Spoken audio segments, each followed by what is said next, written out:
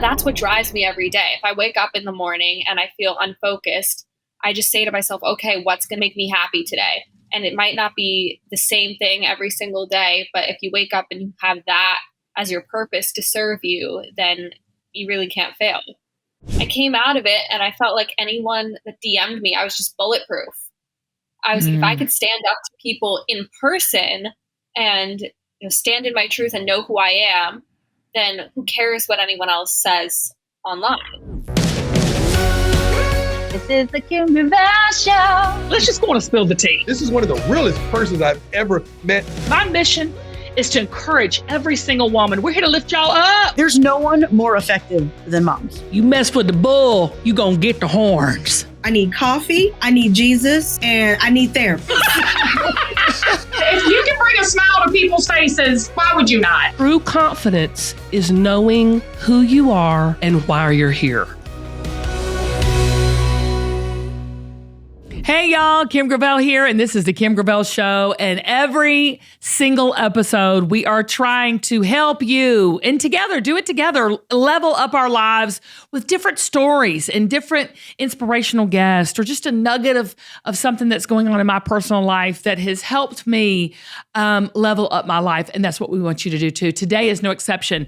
I'm going to take it back to my KOQ days, the Kim O'Queen days, when we were on air with a reality TV show. I was inundated, Zach, with young women wanting to come to Atlanta to be trained for pageants. Yeah. And I say pageants because not everybody wants to be in a pageant, but everybody wants to feel better about themselves. So all these young girls would come to Atlanta just to meet with us at the pageant place and get some pageant training. And my guest today was one that stuck out with me so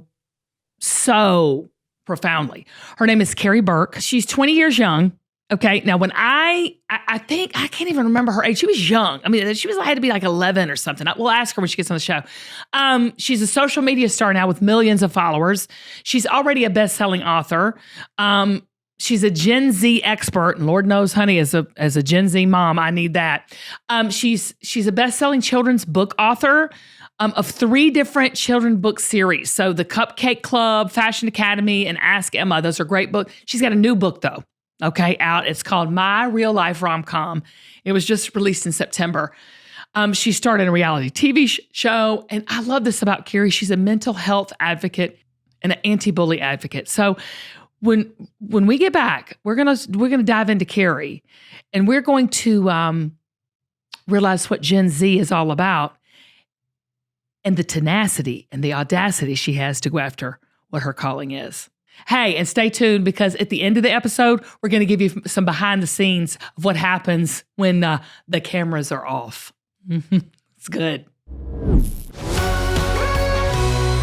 Registration is closed now for the confidence course we're offering. But if you want to be the first to know when the confidence course is available again, please sign up for our wait list. I'm gonna give you a little example of what someone wrote. I love a good testimonial. I love when someone tells us what we're getting right. And Sarah wrote, "It gave me the boost I needed this morning to keep working on my holiday movie script." Yes, it may have taken me a bit to get the confidence to pursue this project, but I'm not dead, so I'm not done. I'm not late. I'm right on time. I love that. Thank you so much, Sarah, for writing that. And I hope it is a holiday script. Woo! Get about it. If you need that boost, if you're looking for that next step to take in your dreams, in your calling, and even in your confidence, go to kimgravel.com and sign up for the waiting list, because the confidence course is coming back. And we want you to be the first to know about it. So go to kimgravel.com, sign up for the waiting list, and get that boost of confidence that you need to. Love you guys. Thank you so much for all your support, and be confident and walk boldly in it. I love you. This is one of my favorite Gen Zers of all times. Okay. I was so privileged to meet her and her talented, uber talented mother back when I was taping Kim of Queens, Zach. This is how long it's been. I know. I didn't know that. Oh yeah. This Carrie has been, she just gives me hope for the future, because she's so gifted and so talented and so driven. She has so much talent. She's only 20 years old. Okay. But she's an old soul. Y'all, please welcome my dear, dear friend, Carrie Berk. Carrie Berk. I love that. How do I get a copy of that for my ringtone? It's already on its way. It's yours. Don't worry about it. It's yours. Please send it to me. Oh my God. Okay, Well, Carrie, how is your mom? I got to ask you that straight up. How is your mama? first and foremost, my mom is good. She's on the couch right now taking a nice nap. I wish I could take a nap right now. I love that woman. And y'all, let me tell you something. The Berks are the most talented people. I met Carrie. How old were you, Carrie, when I met you? Oh my gosh, probably like 12. Did you hear that, Zach? That's amazing. So wait. So can you tell the story? Like, how did you meet during King of Queens? So Carrie's mother and I were going to write a book together during the Kim of Queens days. And they came to Atlanta to see me. And when I met Carrie, I instantly knew, I said, this girl is either going to be an absolute superstar or president of the United States of America. Either one. I didn't know which one it was going to be, or both. But she was so gifted and so talented. And Zach, she has already written so many books and series of books. So, and she gets that gifting and that talent from her mother for sure. But when I tell you, Carrie, I always knew I was going to see you in Your Name in Lights. How do you have the focus at your age and with all that's going on to really hone in to your dreams? Because, you know, I talk to so many young adults, and I will say, I think you are the exception. So I want you to speak to this. So many young adults like yourself, because you're 20, they don't know what the heck they're going to do with their lives. And there's a lot of people watching this podcast right now, Carrie. A lot of parents, a lot of grandparents, even a lot of young people going, I don't know what I want to be when I grow up, right? How do you have the focus to know and go about what you want in your life? And it seems like young people are having trouble focusing. And why is that? I think that I do a few things. First of all, I just have the courage to experiment with different things. Like, so many people say that they don't know what they want to do, but they're also not going out there giving it a try. So if you don't know what you want to do, then try multiple things, see what interests you most, what you're most passionate about. So that's what I did. I did pageants for a while. I sang, I danced, I did all this stuff until really in the pandemic, I just came back to center and I said, I love to write. I want this to be my career. In my free time, I completely quit dance. I've been a dancer for 14 years and I started to run because I just loved it more, which comes to my second point, which is just doing what makes you happy. I think that's how I remain focused. It sounds so simple, but just that's what drives me every day. If I wake up in the morning and I feel unfocused, I just say to myself, okay, what's going to make me happy today? And it might not be the same thing every single day, but if you wake up and you have that as your purpose to serve you, then you really can't fail. When you're talking purpose, are you talking your job? I'm talking about life's purpose. That's right. Come on with it. Yeah. Keep going, Carrie. Keep going. Keep dropping your 20-year-old wisdom, which I love. That's what I'm telling you. You're an exception, my friend. You know what I'm thinking of? When we were doing like little pageant training back in the day and you were training me for my interviews and you were saying like how good I sounded in my interviews. But I was like, no, you're so good. Like, teach me your wisdom. I'm thinking right now, I'm like, this is my test. Like, this is my pageant interview right now. I can't tell. You could always talk. Your generation gets a bad rap a little bit. I will tell you, like everybody's like, oh, where's the future? Gen Zs. And you know, it's just, what's going to happen in the future. But I think you guys get a bad rap. Yeah, I think Gen Z has a lot to say. We have very strong voices and oftentimes we can come off as kind of radical because of that. But I also think it's a superpower because we have the ability to inspire people and to call for change and to make our voices heard. So oftentimes I might step on other people's toes along the way, but it's important because so many of us are so driven and we know what we want in life and we're not afraid to be loud in making it happen. How does social media play a part in that for you? Because that's been a big game changer for your career. And, you know, I mean, you know, my mother's like, social media is the devil, you know, but I mean, you know, it's not. Well, it doesn't have to be. Let me say that. It is a point of view for business. I mean, it is an entrepreneurial dream to have a strong social media following. And didn't that change for you when you stepped out and really became a social media influencer? Absolutely. I think I'd always been a writer. I'd been in the public eye since I was very young, but I really didn't understand like what it meant to be a public figure until I was thrust into that social media world over the pandemic. I basically just had overnight fame, had one video blow up, and then my entire TikTok following skyrocketed. I And remember. I realized, there are pros and cons to TikTok and having a following on social media. I think back then, for me, it was all about, the fame. Everyone like recognized me. Like it was so cool. Like I loved seeing, the following. It was kind of like, 5 seconds of fame. Like I just had a lot of fun with it. But then once I started to get, bullied on social media a lot, I got a lot of hate messages. Sometimes Oh people my went as far gosh. as to send death threats in my direct messages. Carrie, So stuff is really, really difficult. are you serious? Well, I mean, Yeah, but there's a sacrifice that has to be made, and you got to have a thick skin. you do have to have a thick skin. I think really going on that reality show that I was on gave me a thick skin. I was bullied a lot on that reality show.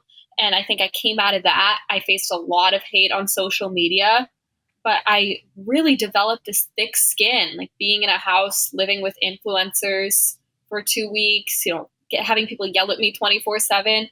I came out of it and I felt like anyone that DM'd me, I was just bulletproof. I was, if I could stand up to people in person and stand in my truth and know who I am, then who cares what anyone else says online? What gives you that confidence personally, Carrie? Because there's a lot of young people that are listening to you right now that follow you and want to know what they're supposed to do with their life. They're searching, they're seeking, and they're wanting the confidence. What would you say to them? I think just when everything else in your world feels like it's spiraling out of control, whether that's through social media hate or some mental health struggle, anxiety, just return to center and return to what you're passionate about and what you love, and that'll bring you home. So for me, when everything feels so wrong and so like blown out of proportion in my life, I return to center and I just start writing or I go out on a run. So just, I think, have a strong sense of what makes you happy. Like that's really the driving force. Like I don't mean to sound like redundant, but just, do what makes you happy in life. It's so simple. Like if you're upset, it really is. Just wake up in the morning, just do what makes you happy. Isn't that great? And I love the fact that you have the courage to do that. Okay. So this new book, I haven't read it yet. I got it. Okay. I have it, but I haven't read it yet. Yeah. My Real-Life Rom-Com. Now, first of all, are you dating enough to know that you live in a rom-com? I mean, I see you still as a little 12-year-old girl, so it's a little scary to think. Are you out there in the streets dating? So from ages 12 to 20, I was quite the little serial dater. I had a lot of fun. 12? Well, that's... Not yeah, I know what you mean. You had boyfriends. You had. Will you go out with me? Check yes or no. Are you talking about like that? Sure. We can say that. So I had a lot of fun. I was just out and about, doing my thing, and all of these guys on like dating apps or college guys. Oh my Lord! Had some crazy experiences. Being a social media influencer, I dated a bunch of social media influencers. Just crazy experiences. And I realized there really are no books out there about dating written by a teenager for teenagers. They're all written by experts, which, yes, can be good in a sense, but teenagers need someone but boring and to level with. And they're boring. They're boring, Carrie. They're boring. Right. They're boring. I feel like the dating guides out there telling you, here's how to go about your first kiss or your first date. Like that's so like basic. I wanted to do something that's fun to read, for people to read my book and like feel like they can really like level with my experiences and go, hey, this is a girl who's going through it too. She's not telling me how I should date, who I should date. She's just being open and vulnerable about her experiences, and I'll just take what I will from that. So that's really how it plays out. Okay, first of all, we're going to get into some of the stories, but like, is dating hard? today? I mean, like, look, it wasn't a cakewalk back in the day when I was dating, but it wasn't like this whole swipe left, swipe right. It was none of that. I mean, you had to actually call up on a phone with a cord attached to the kitchen wall. I mean, it wasn't like, there was none of this. So, I mean, so it was tough, but you had to have you had to be a strong dude, you know, or even a young girl. I mean, we were taught, don't ask a guy out, he'll ask you out. To go up and look you in your face and say, will you go out with me? Because you couldn't text it. So is it hard today to date? Yeah, I think it's hard in a different sense because we're living in this digital age, in the age of social media. So the reality is most people meet each other online these days. And on one hand, it's exciting because there are so many options to choose from. But on the other hand, there are safety concerns. You know, you might be punished, so you got to be extra careful. So I'm very lucky. I have a boyfriend now. So I obviously got my little happily ever after from dating apps. But for a long time, it was really hard. And there would be so many failed dates that just... you got to tell us some of them. Disappointment after disappointment after disappointment. All right, you've got to tell us some of these dates. Okay, I read that you went on a date with a guy with a fly stuck in his tooth. It was actual buzzing fly. So it was dead. Oh God, I'm a gag. Yeah, was he a frog who turned into a prince? Is that not that I know of? I didn't really see him after that date, so who knows what happened next. But yeah, that was crazy. You just cannot make a story like that up. So basically, this story I tell in a chapter called The Dating App Disasters, plural, disasters, S at the end, because there were several. But he was one of them. Basically, I was on this date with a guy who's just kind of weird to begin with. Right. He asked if he could kiss me. Weird. Asked if he could spit out his gum into a napkin or a receipt. He asked me if I had a receipt so he could spit out his gum before he kissed me. Weird. So it just kept getting weirder. And then he kissed me, whatever. He was a terrible kisser. And then pulled back and smiled at me, and he had a fly in the center of his teeth. Bless his heart. Teeth. So it gets even worse. That's the bad. Bless his heart. It gets worse. So hold on. It gets worse. It gets worse. So then I told him, I was like, hey man, you have a fly stuck in between your two front teeth. And he's like, oh my God, I'm so sorry. Do you mind just picking it out for me? So I had to pick it out. I took my little acrylic nail and I flung it out of his tooth. That sound effect was perfect. Was that perfect?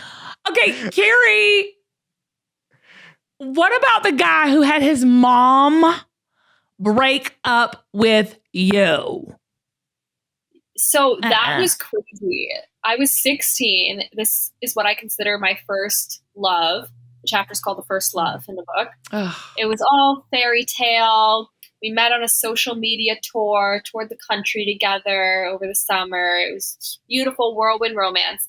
And he did not live in this country, so he went back home after the tour ended. And obviously, long distance does not work. Sure. Period. End of story. So his mom texted my mom, didn't even text me, texted my mom and said hey, this guy cannot be in a relationship right now. He has to focus on himself. Just broke up with me by texting my mom. So it was just super weird that, this guy told me he was falling in love with me and then just didn't even have the guts to tell me he didn't want to be with me anymore. So then I called him later that afternoon and he was refusing to talk to me. The camera was facing the ceiling, super cowardly, classic 16-year-old boy stuff. But at the time it was heartbreaking. Earth-shattering. It was the end of the world. So I really write about that experience in my book, very openly and vulnerable. The first chapter, this is a fun fact, the first chapter I wrote of Rom-Com was that day that he broke up with me. And I didn't know it was going to turn into my book. It was a diary entry that I wrote that was as long as a chapter. And I put it aside and I looked back at it during the pandemic. And I said, hey, this might be something people want to read. This is not something I should keep to myself. This is actually a good lesson for people. And then I just kept writing and writing and writing. Oh, y'all got to get this book. I feel like this book might be a little TV show, possibly in the making. I hope so. I wanted Carrie, to am I speaking that out? Oh, please. Let's do something. Hello. My Real-Life Rom-Com, Sex and the City edition.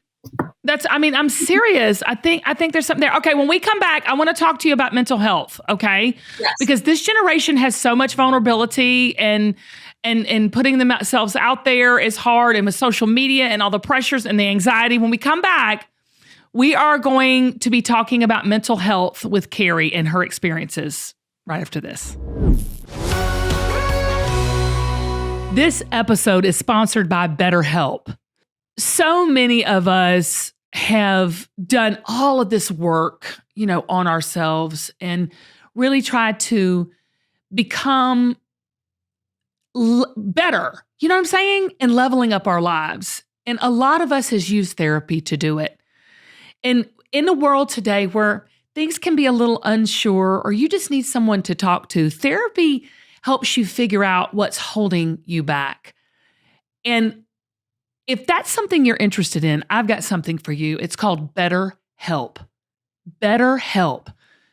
It helps you work for yourself instead of against yourself. And if you've ever felt like your brain is getting in its own way, or your anxiety or the thoughts or the feelings that you have about certain circumstances do, and if you're thinking about starting a new therapy, or if you've ever even thought about it, give BetterHelp a try.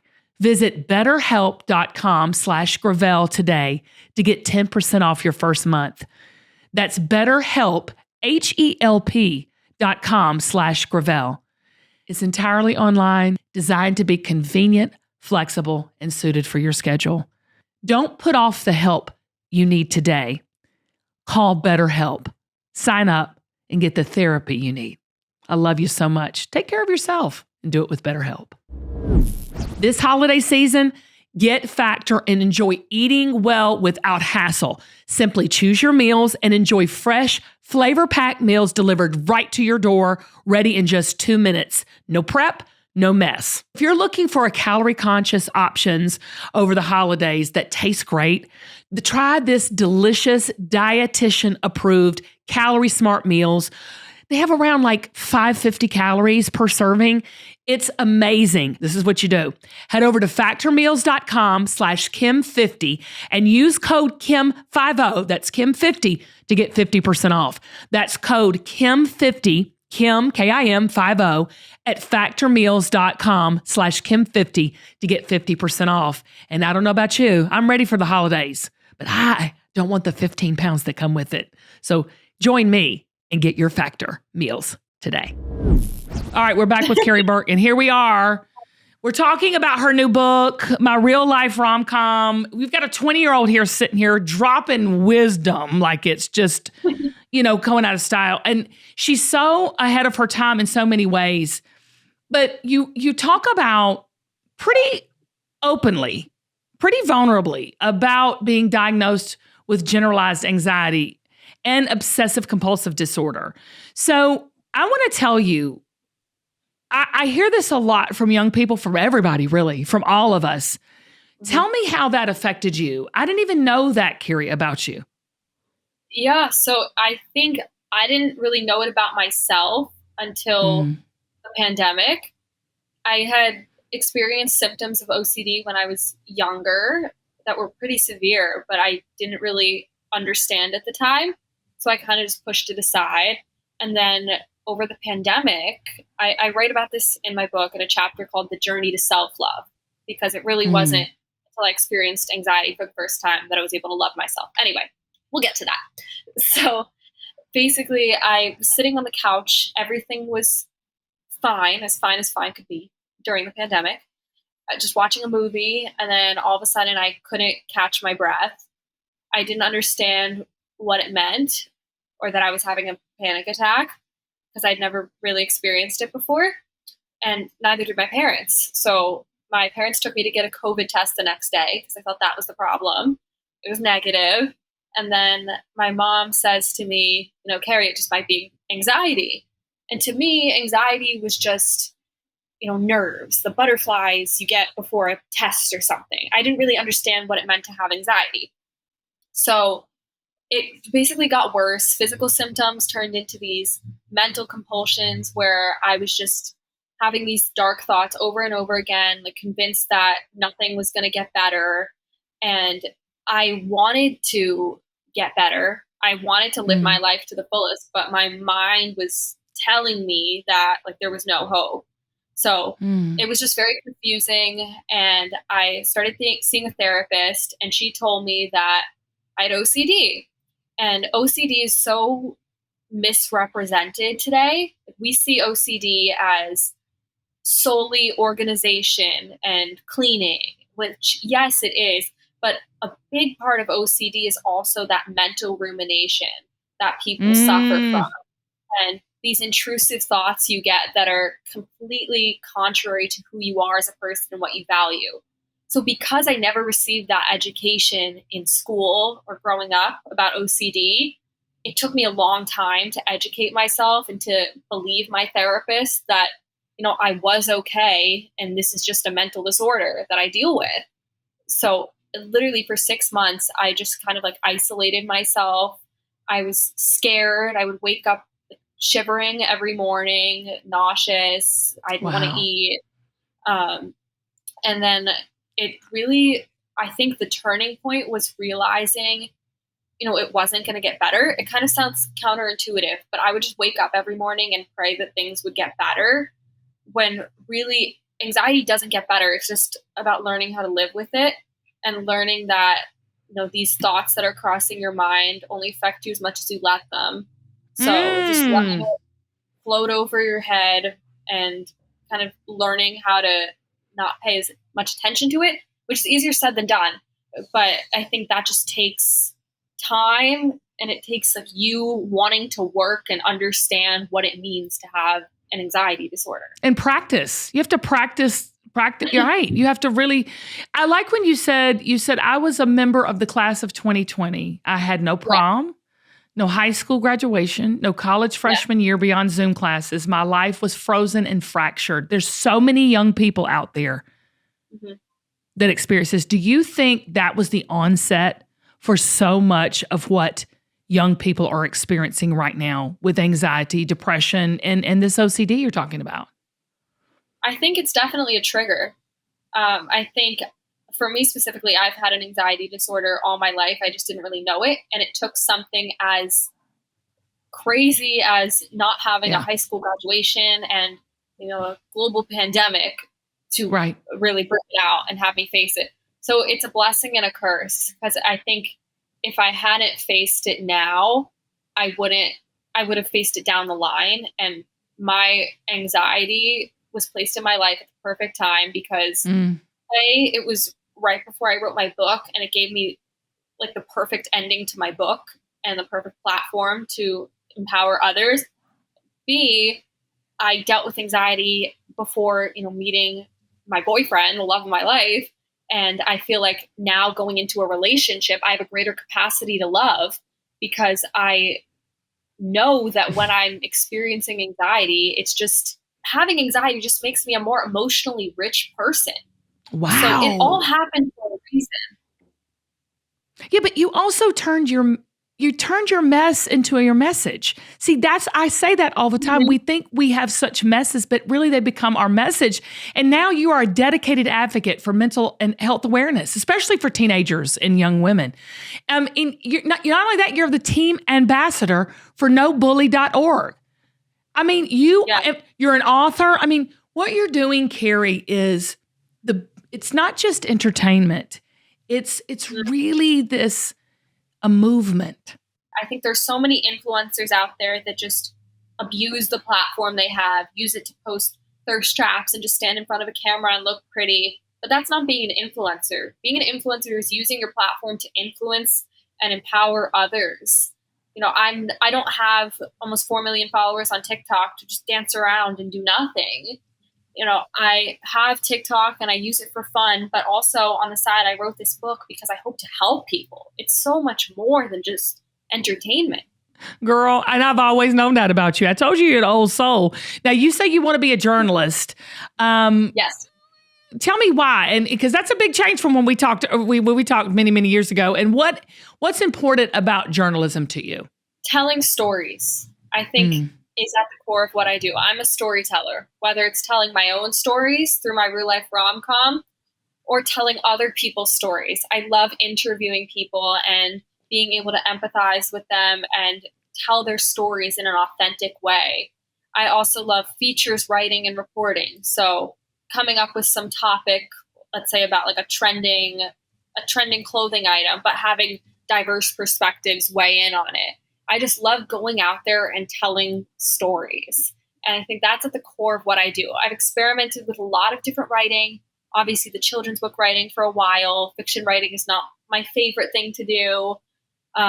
Sports writing. I love watching football, but I'm not knowledgeable enough about sideline reporting. I'll come flat out and say it. So yeah, I think I'm open to writing about anything and everything. But the main thing is I just want to tell stories as a journalist. Well, you tell them so well. And that's why you've been an author since you were 12, 13 years old. And that's why we're going to see great things come from you. Okay, before I let you go, I do something with every guest I have on the show, Carrie, and you're no exception. We're going to do what I call rapid fire questions. So the first thing that comes up comes out. Okay? Don't even think about it. Just pop off at the mouth, girl. Rapid fire questions. Okay, here we go. Okay. Favorite dating app? Hinge. Hinge. Oh, Do I have God, to explain why? Yeah, go ahead. Why not? Could you explain everything about Hinge? Oh, okay. No, it's just where I met my boyfriend. Okay. The other ones What have is like Hinge? a very hookup-centric culture. Hinge is like a Tinder, but it has a reputation for being a little less hookup-centric. And hookup means... No, okay, we'll do that another time. That's another show. Here we go. No. Just think what you want. That's right. Let's not define that for people. Let them think what they want. I love that. What is your guilty pleasure? Right now, Golden Bachelor. Oh my gosh, I haven't seen it. Is it fabulous? It's so sweet. Everyone is so nice. It's just so wholesome. Okay. Then is that worth watching? I mean, because all of our reality TV shows, we want a little edge to it, girl. It's entertaining. Like you're seeing a 71-year-old man get all horny. I don't know. Okay, so you have just really encouraged me to go and see that now. I think I might be putting that on tonight, watching it. Love you. Okay. I'm still like 12 in your eyes. I feel like I have to censor myself. This is so bad. You do not have to censor. Girl, you never had to censor yourself then. You have to censor. You know I'm the real deal, Holyfield. I just want you to be who you are. Okay. What's your first date deal breaker? When he only talks about himself. Right? Conversation has to be decided. Yeah. Yeah, that's like not a good sign. But so maybe you need to teach, maybe that's your next book. Dudes, this is what you need to do to have a successful date. Think about that. Yeah. What do you wish you took less seriously? Everything. Life. Really? Yeah. Yeah. Yeah. I mean, so much of the time, all the things that I worry about and overthink every day, whether it's related to my relationships in my life or school, it's just not that deep. It's not that deep, baby. That's what my daddy used to always say. It's like, what people gonna think? They're not thinking about you. Ain't nobody thinking about you no way. So don't sweat it. Don't sweat the small stuff. I love that. Favorite junk food, Carrie? Favorite junk food? You know me. You know I don't eat junk food. Okay, the most junky of junk food I get, don't make fun of me. I can eat like Honey Bunches of Oats cereal in bulk. Like I could probably like eat a whole box if I wanted to. That's not junk food, but like. Listen, I've been to the most amazing bakery with you guys. You can eat junk food. Are you sure that's your Honey Bunches of Oats is it? Maybe I went through a phase. Oh, I had my ups and downs. Maybe when I was 12, I was still eating like cupcakes. I had a phase where I just did not eat like any sweets, and now I'm like slowly bringing it back. You're bringing it back. You're having to dip your toe in. You're dipping your toe in. Okay, here we go. When you're dating, looks or smarts? Both. Can't have both. What you have to choose? If you had to choose, smarts. But you gotta be cute. Yeah, but honey, we can help that. No. We can help cute. You can get Okay, surgery for cute. Yeah. You can't help dumb. You can't That's fix the quote stupid. for this episode. You can get You surgery can't for cute. You can't help dumb. Yeah, you There you can't go. fix Right stupid. there. That's Can't it. fix stupid. All right. Who's your celebrity crush? It changes. Mm. Oh my God. Let me tell you mine right now. Timothy Charlemagne. I think he is so, that jawline. He's adorable. But he's like a twig. He's tiny. He is tiny, but listen, I'm getting bigger by the minute, so Okay. Oh my God. I'm going to say say this it, and I Carrie. won't Just say it. it. The guys from The Summer I Turned Pretty. The two leads of The Summer I Turned Pretty. Oh, okay, Carrie. That is what I have like binge watched that series. You know, I'm a teenager at heart, right? Wait, okay. They're Conrad, so good looking. Which is your favorite? Conrad. I'm classic. Okay, me too. Okay, good. There's Now, so many people who love Jeremiah. I love Jeremiah off screen. Like if I had to choose Conrad or Jeremiah off screen, it would be Jeremiah. If I had to choose it on screen, it would be Conrad. It's Conrad. Conrad is so broody and so like. Also, Jeremiah on screen, his character is bi. So you like see him like with other men, and you're like, okay, like, Well, and I'm not judging that. I'm just saying, like, but I love his lips and his tan. But Conrad is just the guy. He's just that all American. Come on, yeah. He's hot. Okay. The fact that Zach's probably sitting here going, "What show are you talking about?" It's a total like young adult series. I'm obsessed. That's great. No, my real life rom-com is going to be that. Just hang on. Okay. Who would play you in a movie on my real life rom-com? Everyone has asked me this. Okay. It is the most random answer. Okay. But there's this girl. Her name is Kylie Cantrell. She was on some Disney show. You probably don't know who she is.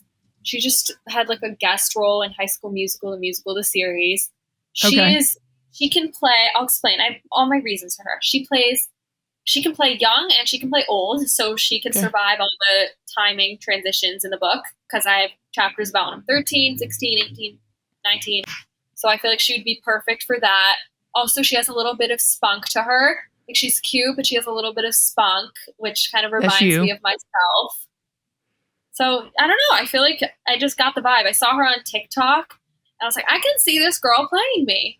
Okay, Zach, do you see how she's already planned out the movie and who's going to play her? That tells you right now this is going to happen. It's manifesting right now as we speak. 100% it's going to happen. I just texted you a picture of Kylie Cantrell. Okay, I want to see her. Let me see. Hold on, Zach. I have to check her. Wait, I Let me hope see. it's not like a... Oh, she's adorable.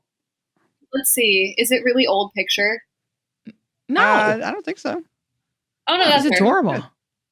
Right? I thought she'd be perfect. She just has to dye her hair blonde. She can. Easy. Easy. Right? We got that. Hey, she'd come down here to Atlanta. I can get that done in 2 minutes. Okay.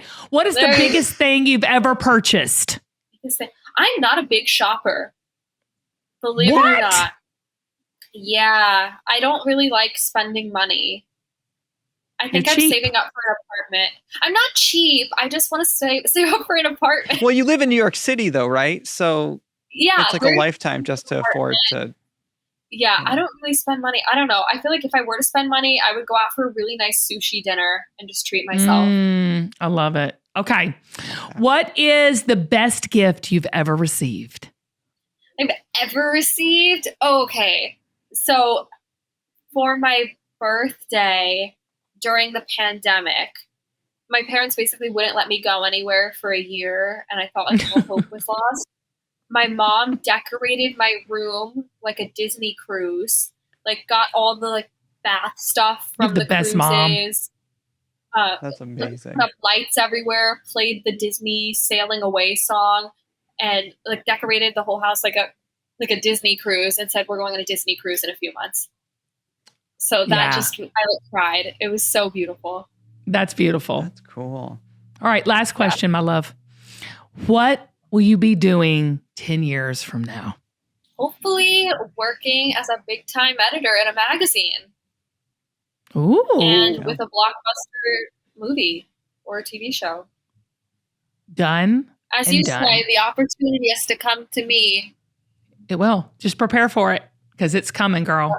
Let me tell y'all something. Go get this book read it for yourself, get it for your grandkids, your kids.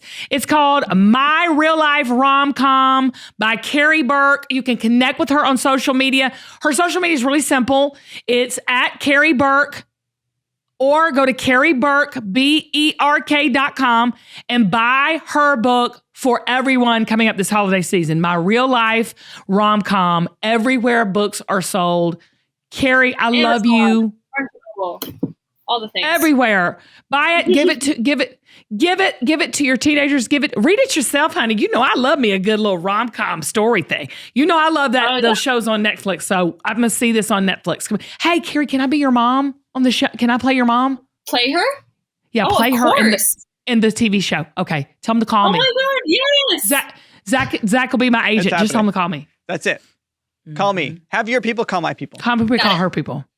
Love you, That's such a good girl. idea. And y'all go check out Carrie's book, My Real-Life Rom-Com, everywhere books are sold. Check her out on social media, Carrie, at Carrie Berk, or at Carrie Berk, that's BERK.com. Check her out. Listen, she's an inspiration. She's one of my girls. Mwah. All right. Thanks, Carrie. Bye. Bye. I invited my mom in to say hi to you. Oh my God. I love her. This child is amazing. This child is no longer a child, but girl, I always knew it. Girl, we always knew she was going to be this way. Did you tell her about how you met Candace Bushnell? Oh, you know Candace Bushnell, who wrote Sex and the Sex and the City? Does a dog pee on a fire hydrant? Yes.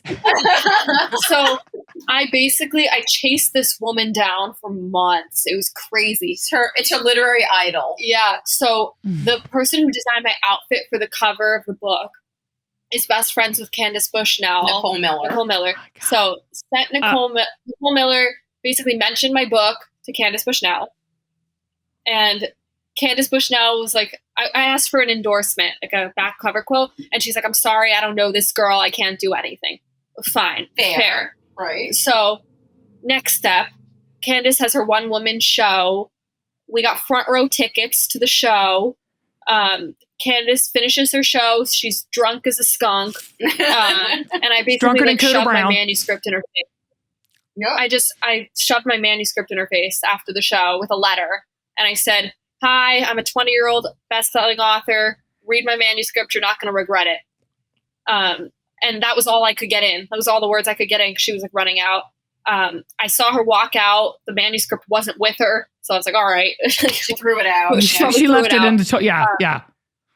Right. So someone I was sitting next to at the Candace Bushnell show is my ex-best friend's mom. Mm-hmm. And she knows Candace Bushnell. So we got the assistant's address, sent another manuscript to the assistant's address.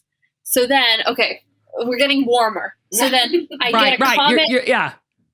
I get a comment on my Instagram post out of the blue from Candace Bushnell.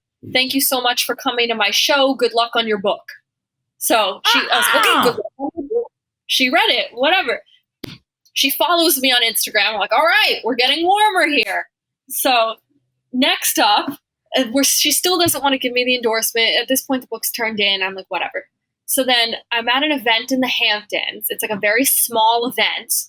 And lo and behold, who walks in? It's Candace Bushnell. So I'm like, oh my God. Kidding me.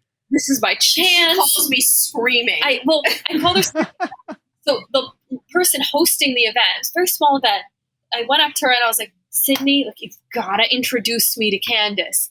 And she's like, okay. So Candace, this is Carrie. She's a writer. And Candace like shakes my hand. She's like, you look familiar. And I was like, I gave you my book. And she's like, yes, I remember your book. You're a great writer. Thank you. And she like said I was a great writer. I was like, oh my God. But she like remembered it. Like we were talking about the book. I was like, yeah, I'd love to take you out for coffee sometime. It still never happened. But she's like, yeah, of course. Here, let me give you my phone number.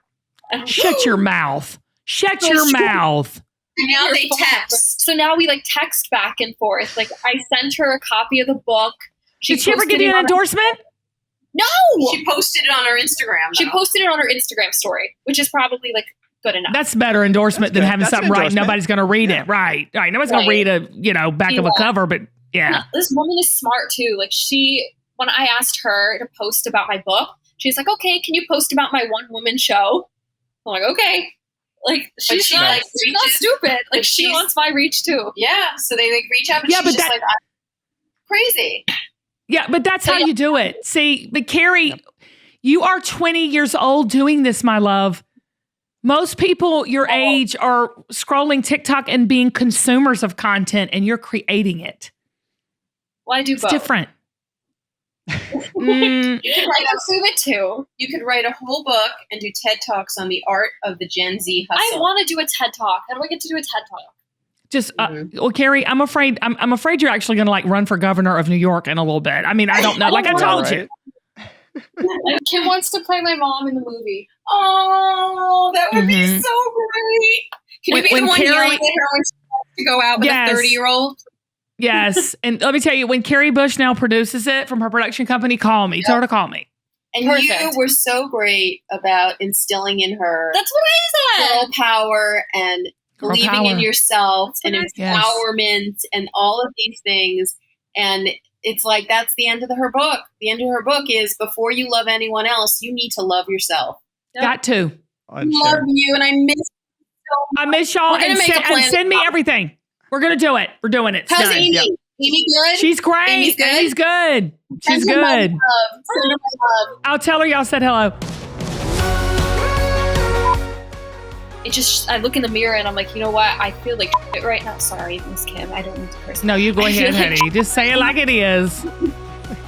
I'm like, I say tell it like it is, girl. You gotta listen to all the stuff she says about you in the podcast. I love you. I love y'all so much.